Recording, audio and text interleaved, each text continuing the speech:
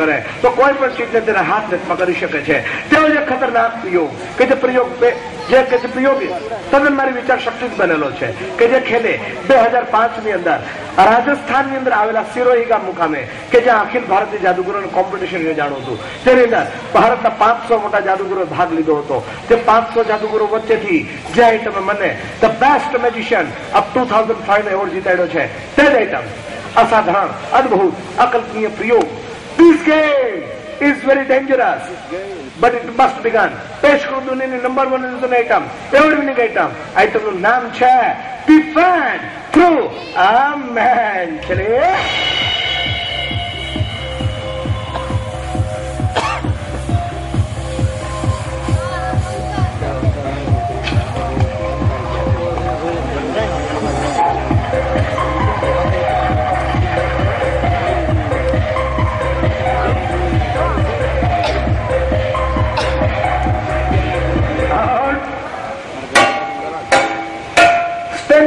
પાકડા. જ્યાં દોસ્તો આપણે સામાન્ય પંખો નથી કે કોઈ હવા ખાવા માટેનો સીલિંગ ફેન નથી, પરંતુ આ હેવી ડ્યુટી ઇન્ડસ્ટ્રીયલ ફેન છે.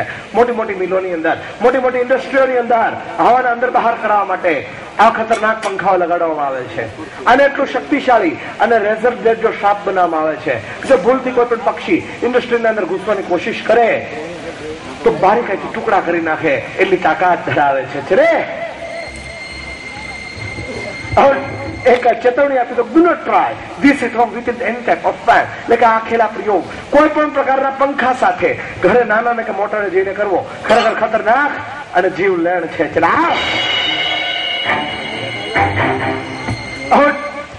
આ એક ટેબલ કે જે બેસવા માટે મૂકું છું છે.